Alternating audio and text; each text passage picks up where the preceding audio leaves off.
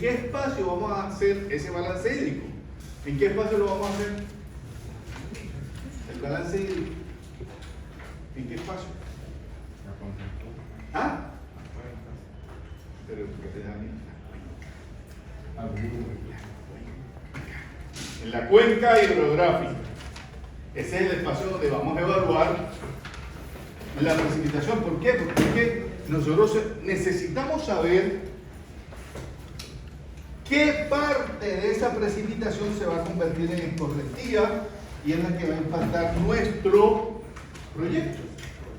Entonces nosotros necesitábamos construir un área en donde evaluáramos esa precipitación o cada uno de los elementos del balance hídrico. ¿Ya? Entonces ya ahora sabemos, pero además de eso, hemos construido, ustedes van a construir ahí en el trabajo, unos parámetros de esa área, unos parámetros que nos van a permitir identificar de alguna forma esa área, es decir, no todas las cuencas son iguales. ¿Ya?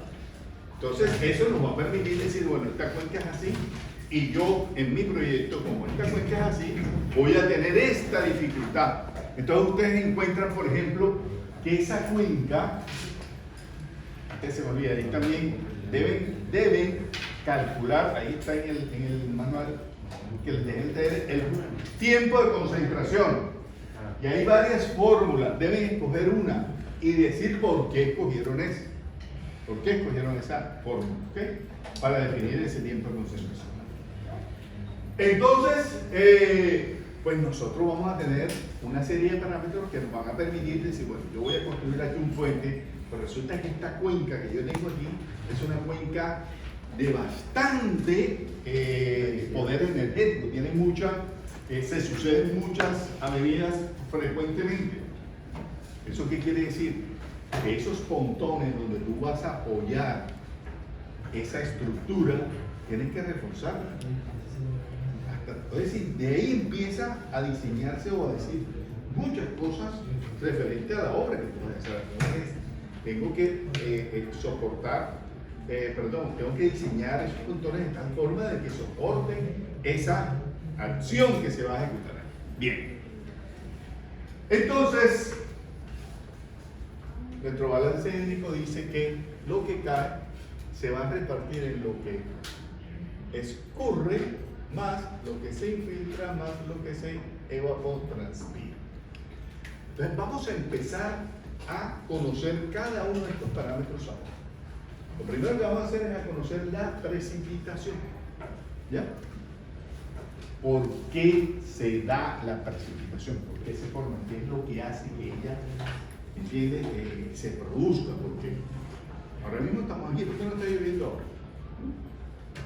Allá arriba, si miramos allá hay nubes. ¿Y qué son las nubes? ¿Agua cómo?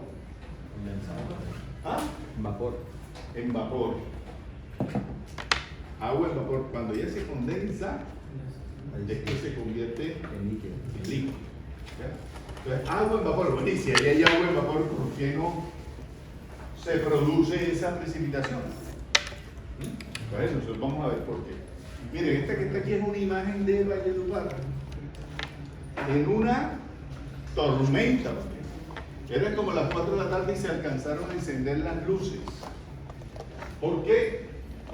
Quedó el panorama oscuro, pues estos funcionan con celdas solares. Y entonces, apenas la celda dejó de recibir energía lumínica, se activa el encendido de las luces y se alcanzaron a prender. Este tipo de eventos no se suceden a diario. Estos son eventos que tienen muy poca frecuencia. Ojo que con esto, eso es, digamos, parte del último corte que vamos a ver, pero vayan llevándose eso en la cabeza. O sea, hay dos elementos con que nosotros vamos a evaluar esa precipitación. Uno es la frecuencia y el otro es la magnitud. Si la frecuencia es baja, la magnitud es alta. Si la frecuencia es alta, la magnitud es baja. ¿Esto qué quiere decir? Frecuencia alta son esas lluvias que ocurren todos los días. Bueno, en invierno son las lluvias que normalmente se dan, ¿ya? Okay. Esas, llovió hoy, llueve mañana, y así. Pero esas tormentas, porque qué tal que viviesen tormentas tras tormentas, ya eso sería otra cosa. Esas tormentas no se producen a diario. Uno cuando da un aguacero de esos así, uno dice, tenía rato que no llovía así. O sea, es muy poco frecuente esto que sea, ¿ya? Entonces vayan, digamos, observando y llevando en su cabeza esta situación, ¿ya? Bueno, ¿por qué se produce las lluvias?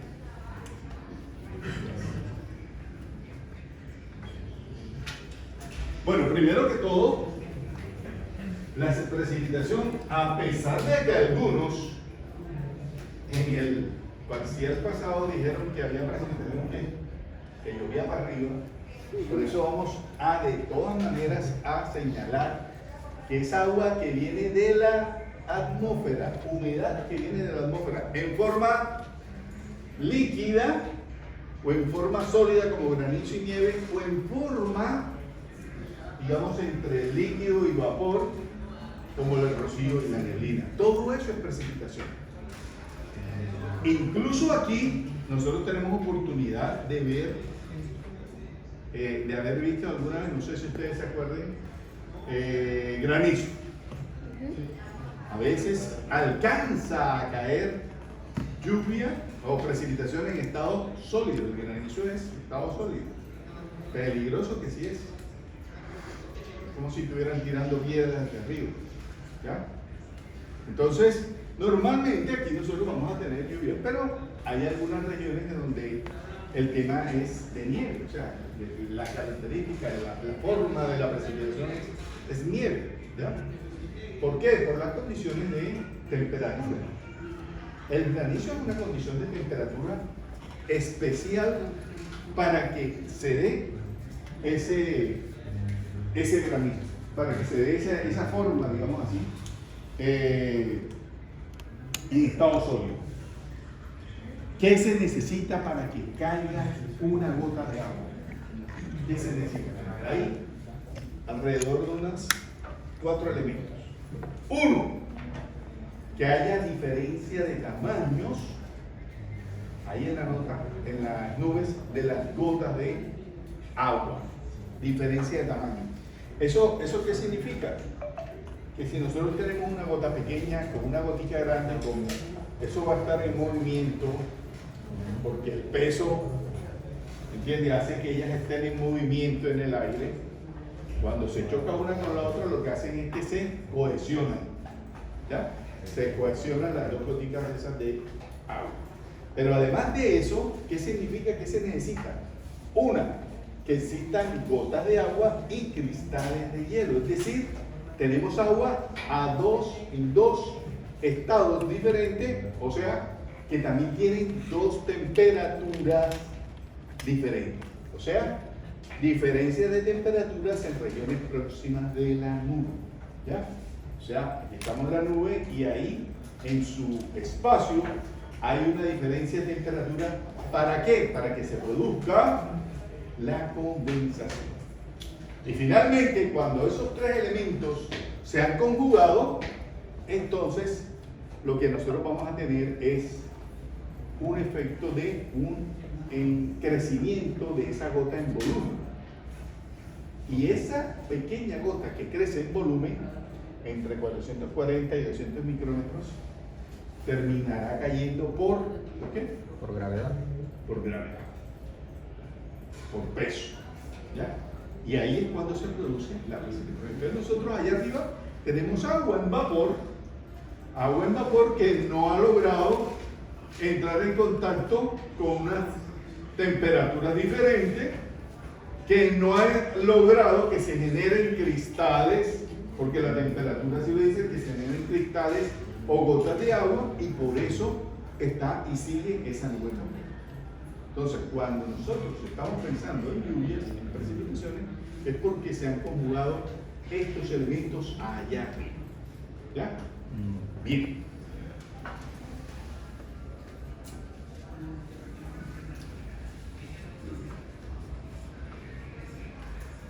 Se evaporó, se condensó y cayó. Eso ya lo tenemos claro. Profe, una pregunta curiosa.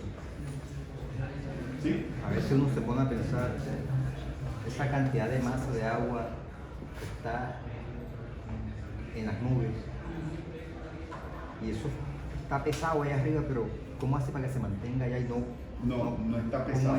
¿Cómo es la cosa? No está pesado. Si estuviera pesado, Ajá. ya hubiese caído. Ya hubiese caído. O sea, ¿Cuál es la está en estado en vapor. Ajá. Está en vapor y ese vapor es lo que lo mantiene, digamos, suspendido.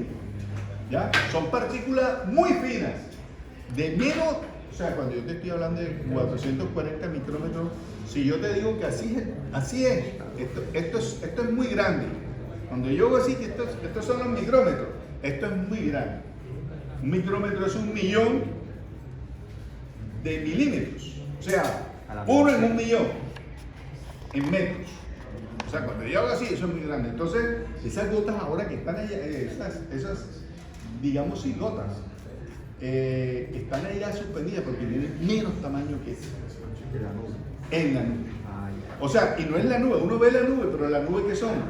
Son millones de partículas de agua pequeñitas que están allá suspendidas. ¿Cómo las vemos nosotros? ¿Por qué las vemos así? Las vemos así porque ellas están densificadas allá. Entonces la nube no es sino una densidad de gotas, digamos así, pero supremamente pequeñas, que no han condensado, que no se han condensado. O sea, para que se produzca la lluvia necesitamos que se condense, o sea, que de vapor pasen a líquido. De vapor pasen a líquido. ¿Sí? ¿Y el color de las nubes influye en algo? No, pero es densidad. Es densidad cuando está muy oscura porque las condiciones, ¿entiendes?, de densidad hacen que la luz no las atraviese. Miren, nosotros lo que vemos, lo que cada uno de nosotros ve en colores y todo eso, es la reflexión en longitud de onda de cada elemento. Es decir, este color está emitiendo una longitud de onda por la luz que choca contra él. La luz que choca contra él, hay una longitud de onda que se refleja, porque este elemento produce esa longitud de onda y eso es lo que tú ves, ese reflejo de la luz. Por eso, cuando no hay luz, no es que cuando no hay luz no vemos, no, es que cuando no hay luz no se puede reflejar nada. No hay luz que choque contra un cuerpo y se refleje, no hay longitud de onda que ver. ¿Ya? Entonces, en las nubes pasa así. ¿Qué sucede? Que cuando la nube no es tan densa, la luz alcanza a pasar y esa formación, la longitud de onda que emite, es para que tú veas colores blancos o azulejos, ¿ya? Por eso. Pero cuando está muy densa, la luz no la atraviesa. Y entonces ya no tenemos esa luminosidad ahí sobre esa zona. Entonces las empezamos a ver oscuras. ¿Ya? Las empezamos a ver. Pero no es sino densidad. Entonces, obviamente, cuando nosotros estamos esperando una precipitación, esas no están oscuras. Pero porque ha aumentado la densidad de las gotas de lluvia. ¿Y cómo ha aumentado la densidad? O sea, ya empiezan a tener gotas mucho más grandes. Gotas mucho más grandes y efectivamente, ya la condensación es inminente.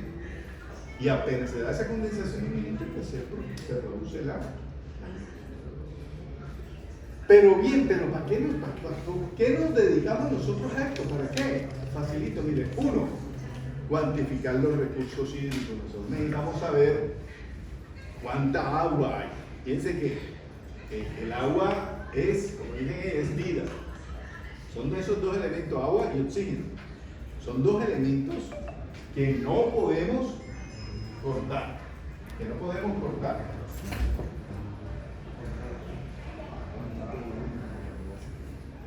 Son dos elementos que no podemos cortar. Entonces nosotros necesitamos saber cuánta agua tenemos. ¿Ya? Y el otro, la prevención de desastres por las avenidas y el diseño de las obras hidráulicas. Para eso es que estamos aquí. Ese es nuestro tarea. Entonces, la precipitación es como quien dice la gallina o el huevo. Una de los dos es. Porque igual podemos pensar, no, que es la escorrentía. Pero sin escorrentía no hay agua que se evapore. Y si no se evapora, no hay precipitación. Y si no hay precipitación, entonces no hay la gallina y el huevo. Entonces, aquí hemos dicho, bueno, vamos a empezar por la precipitación, como si fuese una especie de contador ahí que está plano. ¿Listo? Entonces, por eso estamos ahora mismo evaluando eso, la precipitación. Tenemos 3 tipos de precipitación. 3 tipos. Busquen ahí en el Google rápido. Convectivas. Lo que ocurre debido a al fuerte calentamiento solar que provoca el ascenso rápido del aire caliente y húmedo, formando nubes de desarrollo vertical y generando lluvias cortas pero intensas como tormenta. Ok. Entonces, miren, esas son las que llaman y que cuando está lloviendo así dicen, uy, se está casando un viejo con una vieja. Porque está el sol caliente, el sol, vea, en su mejor punto y está lloviendo. Y lloviendo fuerte, pero localizado. Es una lluvia local, ¿ya? Pero local e intensa. Local e intensa. ¿Qué sucede? Que el suelo, porque le estoy diciendo que el clima, el sol, está fuerte, o sea, es un ambiente bastante caluroso, calienta el suelo y el suelo calienta las masas de aire que están cercanas al suelo, las masas de aire. Esa masa de aire, ¿qué pesa más? ¿La masa de aire caliente o la masa de aire fría? La fría. ¿Qué pesa más? ¿La masa de aire caliente o la masa de aire fría? Caliente. Uno la medio. ¿Ah? Pero ¿La caliente pesa más o pesa más la fría? La fría, para mí pesa la fría. ¿La fría o la fría? Uno me dice que la fría, la fría. La fría. La masa de aire fría. ¿Pesa más o pesa más la masa de aire caliente? ¿Ah? Fría. Creo que depende. ¿Cuánta haya de cada uno? No, depende. Profe, porque Para mí es la fría. Para Para mí es la fría. Bueno, imagínense que, ¿por qué los aire acondicionados no los ponen aquí en el piso? Siempre tienen que estar poniendo eso por allá para estar con el control. Pónganlos aquí al lado y uno mira para atrás. ¿Por qué los ponen arriba? Le da el aire abajo. ¿Ah? Le da el aire frío abajo. No sube. ¿Pero por qué no sube? ¿Por qué es más qué? Pesa más. Porque pesa más. Entonces, el aire lo colocamos arriba es porque el aire frío pesa más que el aire caliente. Sale el aire frío y empieza a bajar. En el momento en que empieza a bajar, desplaza el aire caliente que sube y el aire frío lo enfría y empieza a bajar y empieza a enfriar hasta que termina en la habitación completamente fría. O sea, tú prendes el aire y enseguida no tienes la habitación helada, ¿no? Tiene que darse ese proceso de recirculación de masa de aire frío, masa de aire caliente, ya, para que el aire. Entonces, ¿qué pasa? Que esas masas de aire caliente, que el suelo caliente, le eleva la temperatura, ellas empiezan a ascender. Empiezan a ascender. Y se encuentran con unas masas de aire más fría cargadas. Y enseguida se produce la condensación. Y caen fuertemente y rápidamente esa lluvia. Entonces son lluvias locales, pero de gran intensidad. ¿Ya?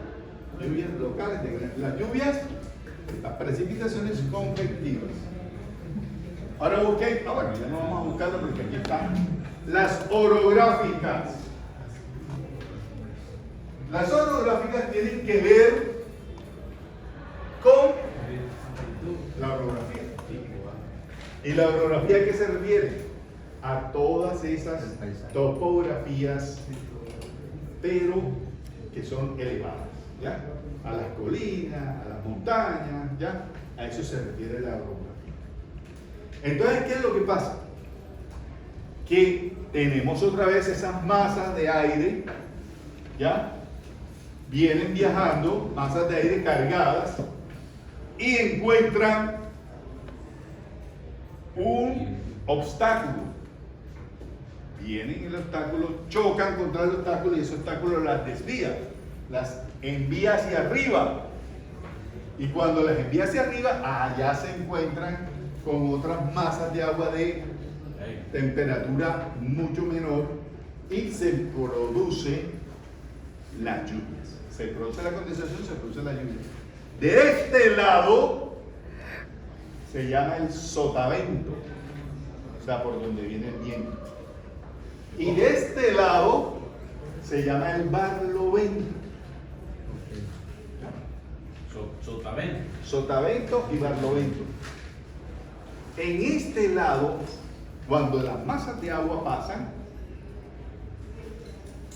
ya vienen secas, ya depositaron toda la lluvia. Entonces, de este lado, esta zona es una zona seca. Perdón un momentico, creo que les dije mal. Este es el barlovento, de donde viene el viento.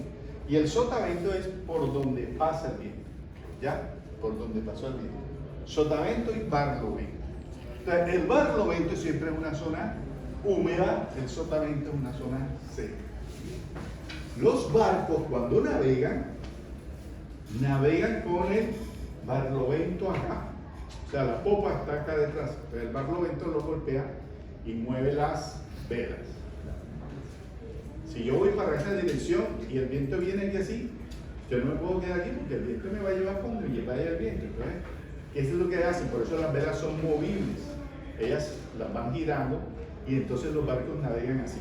Te va chocando aquí, entonces vuelve y hacen así y choca para el otro lado y choca para el otro lado. Entonces navegan en zigzag. Los barcos de vela navegan en zigzag para poder ir a la dirección que ellos desean. Porque si el viento viene para acá y tú vas para allá, pues el viento te lleva para allá. Entonces tú tienes que ir moviendo las velas y vas en sentido de zigzagueo en el barlovento.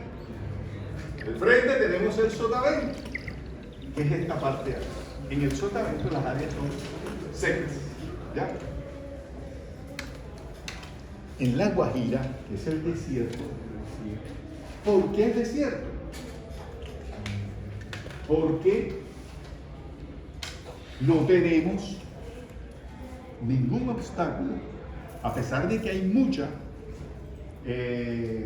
evaporación, porque tenemos de un lado tenemos el Mar Caribe y del otro lado tenemos el Golfo de Maracaibo, ¿ya? Pero no hay lluvia. ¿Por qué no hay lluvia? Porque no hay ningún obstáculo que detenga esas masas de agua ahí en esa zona. Pero ¿qué pasa allá en el cerro de... ¿Cómo se llama el cerro que está allá al fondo, allá en el norte de La Guajira? Cerro de... ¿Quién es Guajira? Por allá por Nazaret, por esos lados. No hay Guajira, ¿quién es la Guajira? No hay.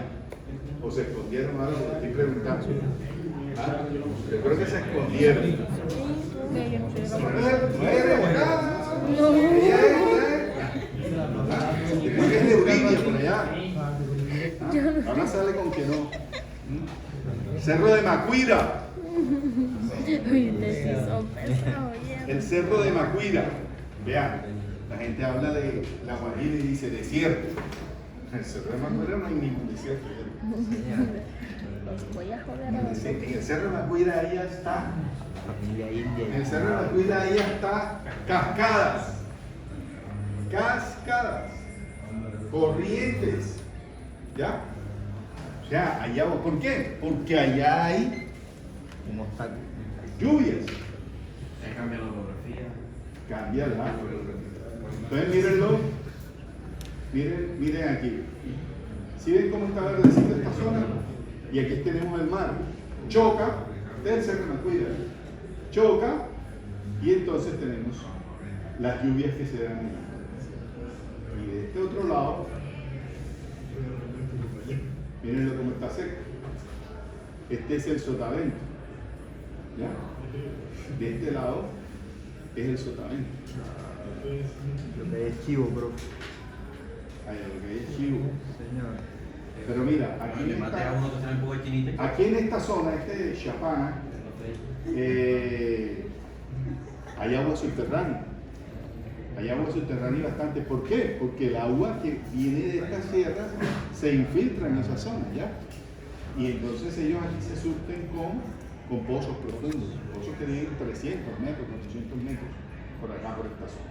Entonces, eso.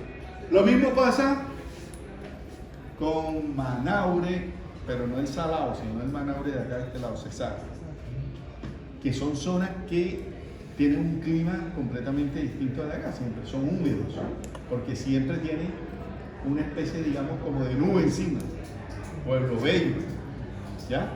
Son zonas que siempre tienen un clima agradable por esa humedad de ese flujo que traen de las otras zonas, ¿ya? Y que chocan ahí y siempre entonces permanecen convectivas, orográficas. Y las otras, las de convergencia. Miren, las lluvias de convergencia, las precipitaciones de convergencia, son aquellas de carácter regional y son intensas, de carácter regional y tienen larga duración. Eso es cuando dicen, está lloviendo en Montería, llovió en Aguachica, llovió en Bosconia, llovió en el Valle, o sea, llueve en toda la costa. Eso es como cuando en la TV, en la televisión, te avisan que este fin de semana, los meteorólogos te dicen, este fin de semana se viene un frente frío. Prepárense porque lo que se viene es lluvia, ¿ya? Son estas lluvias, las de convergencia. ¿Qué sucede? Que nuestro planeta está girando. Pero ustedes saben como cuando pasa un carro cerca de nosotros. La masa de aire que movió el carro genera un vórtice hacia el otro lado. Entonces la Tierra está girando y ella también está moviendo las masas de aire que están a su alrededor. O sea, ellas aquí en el Ecuador se generan unas especies de vórtices aquí en esta zona, ¿no? Sobre esta zona del Ecuador, porque aquí es donde está, digamos, girado, aquí es donde la fuerza centrífuga hace su mayor efecto, ¿ya? En las latitudes superiores o inferiores, allá también se está moviendo una masa de aire, pero con menos, digamos, velocidad. Y además de eso, a medida que nosotros ascendemos o descendemos sobre las latitudes, la temperatura va siendo menor. Entonces estas masas de aire que están acá arriba son masas de aire más frías. Y como son masas de aire más frías, pesan más y entonces empiezan a bajar. Y se chocan con estos vórtices de masas de aire caliente y es cuando se forman entonces esas grandes huracanes o esas grandes tormentas. Por eso es fácil que los meteorólogos puedan identificar de que este sábado y este domingo lo que vas a ver lluvia, porque ellos ven la masa de agua que viene recorriendo la zona, ven la masa de agua que va y por donde va esa masa de agua que es fría, se está tropezando con la masa de aire caliente y se está produciendo la condensación, se está produciendo y por donde va pasando, va produciéndose la lluvia. Por eso, esas lluvias se generan siempre aquí en la zona ecuatorial. Y el satélite de la NASA, el que yo les decía que se llama Giovanni, él está constantemente monitoreando eso. Miren, satélites meteorológicos en el espacio hay cualquier cantidad de objetos. Y ellos están monitoreando precisamente toda esa influencia. a toda hora y a todo momento. ¿Ya? Sobre esta zona. Esas son las lluvias de convergencia regionales, de grandes magnitudes, pero en el tiempo de larga duración. De larga duración en el tiempo.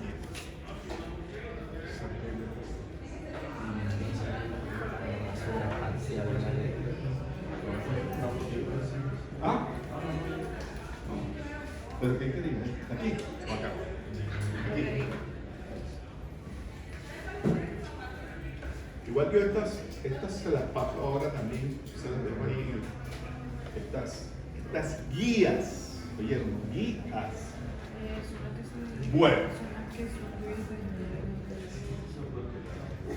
Bueno, entonces nosotros necesitamos medir cuánta agua cae. ¿Cuál es la unidad de medida de la precipitación? El milímetro. ¿Qué significa un milímetro de agua que cayó? Litro por metro cuadrado. ¿Por qué? Por metro cuadrado. ¿Es un litro de agua? ¿Es qué? Litro por metro cuadrado. No. Ah, ok. No. ¿Qué es el milímetro? Milímetro. De agua. El milímetro de agua significa que cae ¿qué? El milímetro de agua lluvia que cae, ¿qué es? Un milímetro. Es una altura. Ok.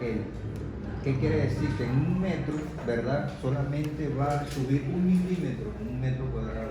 ¿Pero qué va a subir? Pero la altura. ¿Qué? O sea, ¿Qué va a cantidad subir- de agua? va a subir un milímetro. ¿Qué cantidad de agua? Un metro cuadrado. Pero Un litro. Un litro cada año. Un litro. Exacto. Cuando tú viertes un litro de agua en un recipiente, digamos, de un metro cuadrado, Sube un milímetro. sube un milímetro. Entonces, un milímetro es la altura que sube un litro de agua vertido en un recipiente de área un metro cuadrado. Eso es el milímetro. Con eso se mide la lluvia. Entonces, miren, por ejemplo, no sé si se alcancen a ver, porque el atril este está en la mitad.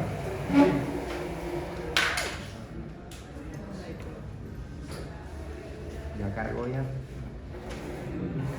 Cargo y ya se cayó.